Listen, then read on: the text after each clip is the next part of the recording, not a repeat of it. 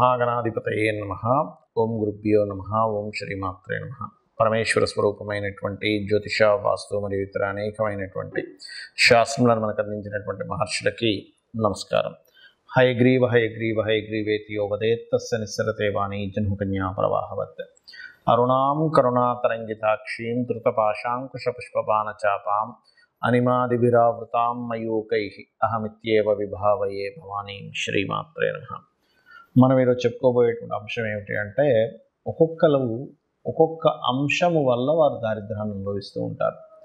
అందులో 12 లగ్నాల వారికి, ఒకవేళ లగ్నం తెలిస్తే లగ్నం నుంచి ఫాలో అవ్వండి, లేనట్లయితే 12 రాసులు తీసుకోండి. లగ్నం తెలియదండి, కొంతమందికి టైమ్ ఆఫ్ బర్త్ నోట్ చేయరు, అలాంటప్పుడు రాసి చూసుకుంటూ ఉంటారు. అటువంటి వారు కూడా ఈ యొక్క అంశంలో, అంటే మీరు ఏ విషయాల జోలికి వెళ్ళడం ద్వారా మీకు దారిద్ర్యం అనేటువంటిది ప్రారంభం అవుతుంది, ఎటువంటి పరిసరాలు మీ చుట్టూ ఉండకూడదు, ఇవి కనుక తెలుసుకోగలిగితే మీకు దారిద్ర్యం అనేటువంటిది మీకు దరిచేరదు. గుర్తుపెట్టుకోండి.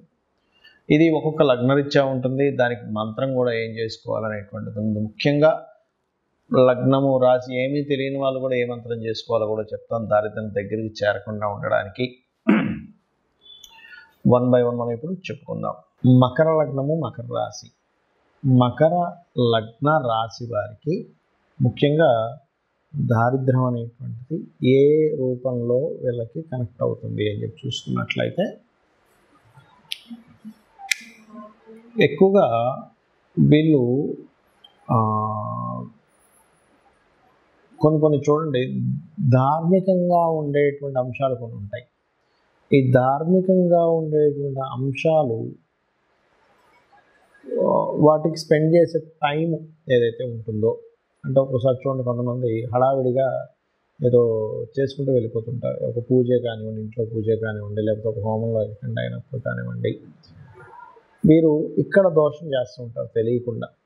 వీళ్ళు ఎప్పుడైతే ఇక్కడ కరెక్ట్గా వీళ్ళు చేసే నిత్య పూజ సంబంధించిన కావచ్చు, లేనట్లయితే ఇంట్లో ఒక ఆబ్దికం ఉండొచ్చు, లేనట్లయితే అంటే వీళ్ళు పాటించే ధర్మాల విషయంలో సరైనటువంటి ధర్మాలు పాటించకపోవడం వల్ల ఇబ్బంది పడుతుంది, దారిద్ర్యం చుట్టుకుంటుందని చెప్తుంది శాస్త్రం. అంటే చిన్న ఉదాహరణలు చెప్తాను, అంటే మీకు ఇలా అర్థం కాకపోవచ్చు, సింపుల్గా చెప్పడం వల్ల. ఇంట్లో నిత్య పూజ ఉంది, లేకపోతే ఒక హోమమో యజ్ఞమో చేయించుకుంటున్నారు, ఏదో హడావిడిగా ఏదో బ్రాహ్మణుని పిలిపించి ఏదో 10 నిమిషాలు చేసేవాళ్ళు ఉంటే బాగుండు, పద్ధతిగా కాకుండా అనేటువంటి వాటి వల్ల లేదు. ఒక్కొక్కసారి ఏమవుతుంటుందంటే, వీరు అంటే మంచి ఎక్కడ జరుగుతుందో కూడా చెప్తాను ఇక్కడ. వీళ్ళకి ఏదైనా పుణ్య కార్యాలకి, పుణ్య సంబంధించిన వాటికి ఖర్చు పెట్టడం వల్ల వీళ్ళకి దారిద్ర్యం తొలగుతుంది, గుర్తుపెట్టుకోండి. అదేవిధంగా మరొకటి ఏంటంటే, ఇక్కడ వీళ్ళ జన్మజాతకంలో గురువు కనుక పాడైపోయాడు అనుకోండి, వీళ్ళు మకర లగ్నం వారు,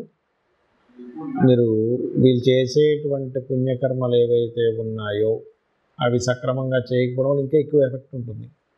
అందుకని ఏమిటి, మీరు ఒక పూజ చేస్తున్నారు, లేదా ఒక ధార్మికమైన పని చేస్తున్నారు, అది మీరు పద్ధతి పరంగా చేస్తున్నారు లేదా అనేది కొంచెం చూసుకోండి. అట్లాగే మరొక విషయం ఏంటంటే, ఫ్యాట్ రిలేటెడ్ సంబంధించినటువంటివి కొంతమంది తీసుకుంటూ ఉంటారు, వాటి వల్ల కూడా వస్తూ ఉంటుంది ఇబ్బంది అనేటువంటిది.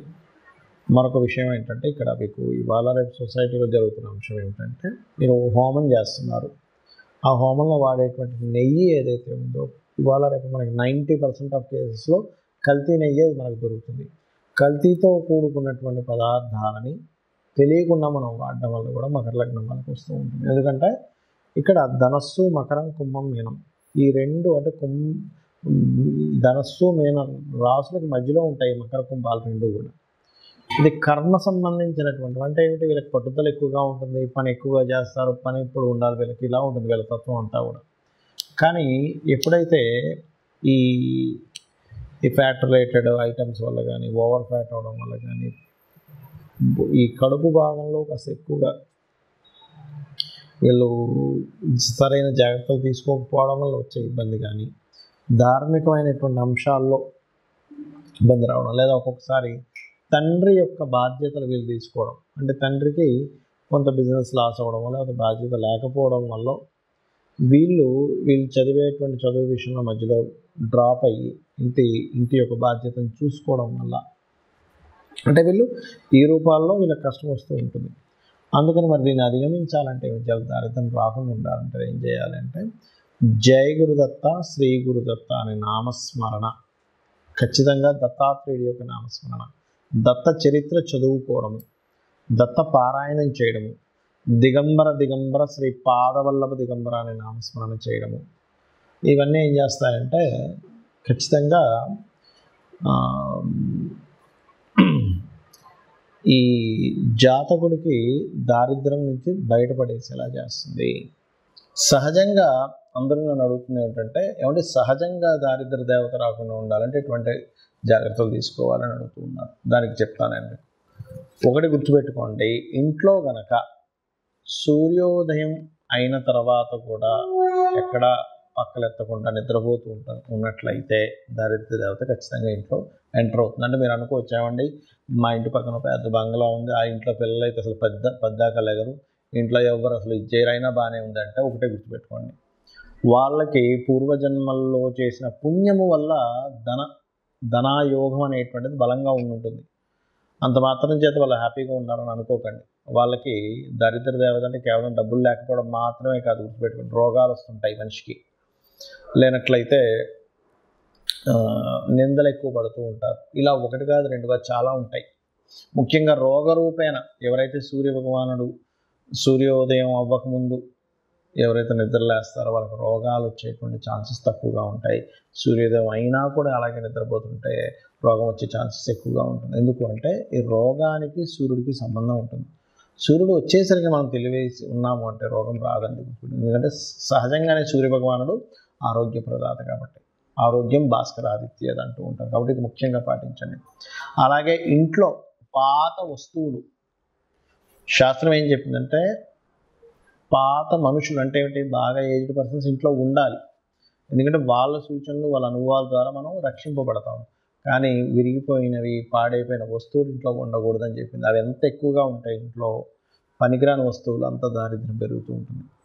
ఇంట్లో బూజు ఎక్కువ పట్టడము, పాత గోళ్ళగా ఉండడము, ఇల్లంతా మట్టి కట్టుకుపోయినట్టుగా పాతగా అయిపోవడం, ఇది కూడా దరిద్రానికి సంకేతం. ఇంట్లో చినిగిపోయిన వస్త్రాలు ఉన్నట్లయితే, ఇప్పుడు ఒకటండి, ధనం లేదు, బాగా పేదరికం అనుభవిస్తున్నారు, చినిగిన వస్త్రం వేసుకోవడమే అతనికి ఇంకా గత్యంతరం మరొకటి లేదన్న వాళ్ళకి మనం ఏం చేయలేము. కానీ కొంతమంది ఏం చేస్తారంటే తెలియక చినిగిన వస్త్రం ధరిస్తారు. ఏం కాదులే, డబ్బులు ఉన్నా కూడా కొంతమంది అటువంటివి ధరిస్తే దారిద్ర దేవత వస్తుందని చెప్తుంది శాస్త్రం. ఎందుకు అంటే చెప్తాను చూడండి, చిన్న లాజిక్ ఇక్కడ ఏం లేదు. చినిగిన వస్త్రం వేసుకుని ఎక్కడికి వెళ్ళాను, చూశాడు, మన మీద అంచనా వాళ్ళు ఆ వ్యక్తికి చినిగిన వస్త్రాలు వేసుకున్నా అంటే ఈ వ్యక్తి దగ్గర ఏమీ లేదేమో, చాలా దారిద్రంలో ఉన్నాడేమో, ఈయనకి పెద్దగా మనం మర్యాద ఇవ్వవలసిన పని లేదు అనుకునే వాళ్ళు కూడా ఉన్నారు. అందరూ అలా ఉన్నారని నేను చెప్పట్లేదు. కాబట్టి ఆ యొక్క విషయంలో వస్త్రం చాలా జాగ్రత్తగా ఉండాలి. వస్త్రం చాలా మంచి వస్త్రం వేసుకోవాలని మనకు శాస్త్రాలు చెప్తున్నాయి. అలాగే మరొకటి ఏంటంటే ఇక్కడ మీకు లగ్నం తెలియదు, రాశి తెలియదు, కానీ దరిద్రం రాకూడదు. కొన్నిసార్లు ఏమవుతుందంటే దారిద్ర భావము అని ఉంటుంది జ్యోతిష్ శాస్త్రంలో. 3వ స్థానాన్ని దారిద్ర భావము అంటారు. ఆ 3వ అధిపతి గనక మీకు లగ్న సంబంధాలు ఏర్పడినప్పుడు ఎప్పుడు ఏదో ఒక పెయిన్, ఏదో ఒక దారిద్రం మీ వెంట పడుతూనే ఉంటుంది. అప్పుడు మీరు చేయవలసింది ఏమిటంటే విష్ణు సహస్రనామాల్లో ఒక నామం ఉంది. మీకు దారిద్రం పోవడానికి, మీకు ఎప్పుడు పెయిన్ ఉంటే పోవడానికి ఏమిటది అంటే ఓం మధుసూదనాయ నమః. ఈ నామం మీరు ఎంత చేస్తూ ఉంటే అంత దారిద్రం అనేటువంటి తగ్గుతుంది. కొంతమందికి థర్డ్ కనెక్టివిటీ వచ్చినప్పుడు దారిద్రం ఉండదు, కానీ అది ఎలా ఉంటుందంటే ఎప్పుడూ కష్టపడుతూనే ఉన్నానండి, చిన్నప్పటి నుంచి నా పని కష్టపడటమే, చిన్నప్పటి నుంచి ఏదో పెయిన్ అనుభవించడమే అంటూ ఉంటారు. అటువంటి వారికి కూడా ఈ యొక్క మంత్రం బ్రహ్మాండంగా పనిచేస్తుంది, గుర్తుపెట్టుకోండి. అలాగే ఇంకొక విషయం ఏంటంటే, ఇంకో దారిద్రం గురించి చెప్తాను. మనం తిన్న కంచంలో కడగకూడదు. తిన్న కంచంలోనే కడిగేస్తారు చాలామంది. శాస్త్రాల్లో మనకి మనం ఏదైనా ఆహారం భుజిస్తున్నామంటే దాన్ని యజ్ఞం కింద చెప్పారు. ఇదొక యజ్ఞము. మరి యజ్ఞం చేసిన దగ్గరే మనం చేయి కడుక్కుంటామా? యజ్ఞం కుండంలో కడుక్కోం కదా. కాబట్టి తిన్న కంచం అంత పవిత్రమైనటువంటి విషయంగా చెప్పారు కాబట్టి అది చేయకండి. ఇక మరొక విషయం ఏంటంటే చాలామంది చాలామందికి అలవాటు అయిపోయింది ఈ మధ్యకాలంలో. సూర్యోదయానికి ముందు స్నానం చేయమని చెప్తుంది, కానీ సూర్యోదయం తర్వాత స్నానం చేయడం, ఇవన్నీ కూడా దారిద్రానికి హేతువులు. మరొక విషయం ఏంటంటే, దీంతో పాటు మీరు చాలామంది చేతిని తల మీద పెట్టుకుంటూ ఉంటారు. తల మీద చేయి పెట్టుకోకూడదని చెప్తూ ఉంటారు. ఎందుకంటే ఇది లక్ష్మీ స్థానంగా చెప్తారు. ఈ లక్ష్మి ఎప్పుడు తలకెక్కకూడదట. తలకెక్కితే దారిద్ర్యం అని చెప్పి మనకి దత్తాత్రేయ చరిత్రలో ఉంటుంది. ఆ యొక్క తన్ని చంపడానికి స్వామివారు ఒక ప్రణాళిక వేస్తారు. దత్తాత్రేయులు వారు వేసి అమ్మవారిని తల మీద పెట్టుకునేలా చేస్తారు. వెంటనే ఆ రాక్షసుడు హతం జరుగుతుంది. కాబట్టి పెట్టుకోకూడదని చెప్తుంది శాస్త్రం. దీనికి మళ్ళీ ఎక్కడెక్కడ చేయి పెట్టుకుంటే మంచిది అనేటువంటిది పాదం దగ్గర, మోకాళ్ళ దగ్గర, కాళ్ళ దగ్గర, పొట్ట భాగంలోని, ఈ రకంగా ఈ నుదుటి భాగంలోని ఇక్కడ చేతులు పెట్టుకొని కొన్ని నామాలు, లలితాసహస్రనామాలు చదివితే అదృష్టం కలిసి వస్తుందని చెప్పింది శాస్త్రం. ఎక్కడా కూడా మీరు ఓన్లీ తల మీద పెట్టుకోకుండానే కాకుండా ఎక్కడ ఏ బాడీలో ఏ పార్ట్ దగ్గర మీకు హస్తాన్ని పెట్టుకుని మంత్రం చదువుకుంటే మంచి ఫలితాలు వస్తాయి అనేటువంటిది కూడా చెప్పింది చెప్పాలంటే. దానికి మళ్ళీ తగ్గట్టుగా దానికి సంబంధించినటువంటి రెమెడీస్ కూడా చెప్పడం జరిగింది. అలాగే మరొకటి ఏంటంటే, ఈ దారిద్ర్యం అనేటువంటిది ఒక్కోసారి మనకి జన్మజాతకంలో 3వ అధిపతి మహాదశలు నడిచేటప్పుడు కూడా ఉంటాయి. మరి అప్పుడు ఎలాగ దాన్ని జయించాలి? ఎందుకంటే ఆ మహాదశ నడుస్తుంది కదా అన్నప్పుడు ఒకే దగ్గర స్థిరంగా ఉండకుండా మారుతూ ఉంటే మీ లైఫ్ బాగుంటుంది. అప్పుడు ఎందుకంటే 3వ అధిపతి లగ్న సంబంధం ఏర్పడింది, ఎవరికైనా దరిద్ర యోగం ఏర్పడింది. అప్పుడు ఆ జాతకుడు ఆ ఉన్న ఊరు నుంచి వేరే ఊరికి వెళ్ళి బ్రతికితే బాగుంటుంది. చాలామంది చూడండి ఊర్లలో ఏదో పని చేసుకుని బతుకుతారు, అసలు ఎదగరు. కానీ అదే వ్యక్తి సిటీకి రాగానే మళ్ళీ బాగుంటుంది. ఎందుకు? ఆ వ్యక్తికి ఉన్న స్థలం నుంచి మారే యోగం ఉంటుంది. అప్పుడు ఆ దోషం అనేటువంటి ఆ రూపంలో పోతుంది. అలాగే మీ ఇంట్లో పాత వస్తువులు, పాత బట్టలు ఎక్కువగా ఉన్నాయి కానీ మీరు వేసుకోవట్లేదు. అలాంటప్పుడు ఆ బట్టలను చక్కగా ఉప్పుని నీటిలో ముంచి తీసేసి ఆరబెట్టిన తర్వాత వాటిని దానంగా ఇచ్చేసేయండి. ఇంట్లో వాడకుండా పాతవి అలాగే ఉండిపోతే అది కూడా చాలా పెద్ద, అందులో ముఖ్యంగా వస్త్రాలకు సంబంధించిన విషయంలో. ఇంకోటి ఏంటంటే, చాలామంది ఈ తల మీద ఉండేటువంటి, శిరస్సు మీద ఉండేటువంటి ఈ ఏదైతే జుట్టు ఉంటుందో దానికి లోపల కొంతమందికి డాండ్రఫ్ అనుకోండి, లేకపోతే మట్టి కానీ ఎక్కువగా ఉంటుంది గడ్డానికి, తలకి. అవి ఎక్కువగా ఉండడం కూడా శాస్త్రంలో మంచిది కాదని చెప్పారు. ఇక్కడ మీరు సైంటిఫిక్గా కూడా ఆలోచించినట్లయితే దానివల్ల మనిషికి రోగం వచ్చే ఛాన్స్ ఉంటుంది. రోగమే దారిద్రంగా కూడా చెప్పింది శాస్త్రం. కాబట్టి ఈ యొక్క అంశాలు జాగ్రత్తగా ఉండాలి. మరొకటి, ఎక్కువ దారిద్రం ఎందుకు వస్తుంది అంటే, అన్నదమ్ములతో మీరు సరిగ్గా చేయాల్సిన కమ్యూనికేషన్ సరిగ్గా చేయకపోయినా, అనవసరమైన ద్వేషాలు పెంచుకున్న దారిద్రం వస్తుందని చెప్పి చెప్తుంది శాస్త్రం. అంటే అన్నదమ్ములతో, అక్క చెల్లెలతోని చిన్న చిన్న విషయాలు పట్టుకొని వాటిని ద్వేషంగా మార్చుకొని వాటిని మిస్అండర్స్టాండింగ్గా చేసుకుంటాం. ఎందుకంటే 3rd హౌస్ ఈజ్ దారిద్ర స్థానం. 3వ స్థానాన్ని దారిద్రము, పరాక్రమము, పౌరుషము, ధైర్యం ఇవన్నీ చెప్పారు. అందులో దారిద్రం కూడా ఉంటుంది. మీరు ఇక్కడ ఎప్పుడైతే మీరు ఇది చేస్తుంటారో అదొకటి. ఇంకా అన్నిటికంటే గొప్పది చెప్తాను చూడండి. మీరు గాసిప్స్ కనుక వాళ్ళు అలాగంట వీళ్ళు ఇలాగంట అని ఎంతైతే మీరు చెప్పుకుని ఉంటారో అదే మెయిన్ ముఖ్యంగా దారిద్రానికి హేతువుగా శాస్త్రాల్లో చెప్పబడింది. దానికి మరి ఏమిటండి పరిష్కారము అంటే, మధుకైటబుల వధ అని ఉంటుంది శాస్త్రంలో. మనకి మీరు వినే ఉంటారు. విష్ణువు యొక్క చెవులో నుంచి వస్తారు మధుకైటబులు అని అంటారు.